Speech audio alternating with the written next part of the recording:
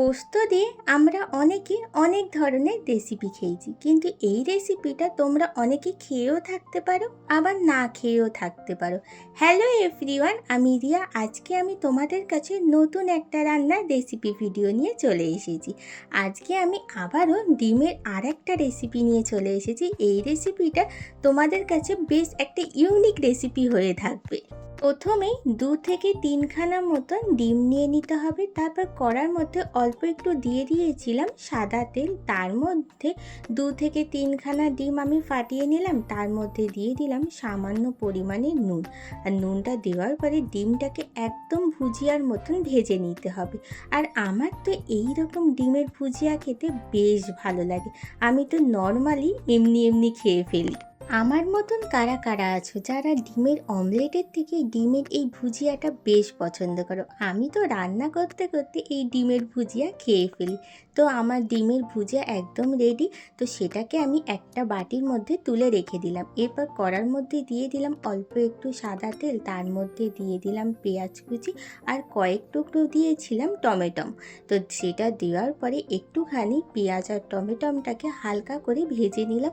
আর পেঁয়াজটার colour যখন হালকা গোলাপি মতন হয়ে আসবে, তার মধ্যে আমি দিয়ে দিলাম পোস্ত বাটা। পোস্ত বাটাটা তখনই দিতে হবে যখন টমেটোটা হালকা নরম হয়ে আসবে, কারণ আগে যদি আমি পোস্ত বাটা দিয়ে দিই তাহলে কিন্তু একদমই টমেটোটা সিদ্ধ হবে না। সেই জন্য আমি অনেকটা পরেই পোস্ত বাটাটা দিয়েছিলাম। তারপর এর মধ্যে অ্যাড করলাম স্বাদ মতো নুন, লঙ্কা গুঁড়ো, হলুদ গুঁড়ো কিন্তু আমি একদমই দিইনি।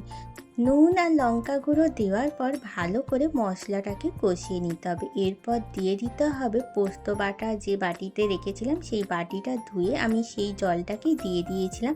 তারপর আবারও মশলাটাকে একটুখানি কষিয়ে নিলাম। এরপর এর মধ্যে সামান্য পরিমাণে আমি একটু জল অ্যাড করেছিলাম। তারপরে আমি ওই ভেজে রাখা ডিমগুলো দিয়ে দিলাম।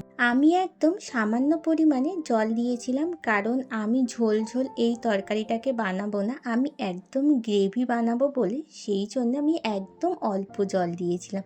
এরপরে আমার একটু মনে হয়েছিল নুনটা একটু কম লাগছে, সেই জন্য ওপর থেকে ছড়িয়ে দিয়েছিলাম অল্প একটু নুন। 5 থেকে 10 মিনিট পর্যন্ত তরকারিটাকে আমি ফুটতে দিয়েছিলাম, কারণ আমি তরকারিটাকে ঝোল ঝোল বানাবো না, একদম গ্রেভি বানাবো বলে সেই জন্যই আমি একটুখানি ফুটতে দিয়েছিলাম তরকারিটাকে। তারপরে সবশেষে আমি দিয়েছিলাম ওপর থেকে ছড়িয়ে ধনেপাতা কুচি।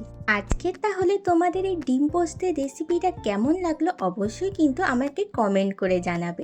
আমার তো জাস্ট গরম ভাত দিয়ে খেতে ফাটাফাটি লেগেছে। তাহলে ঝটপট বাড়িতে বানিয়ে ফেলো। টাটা।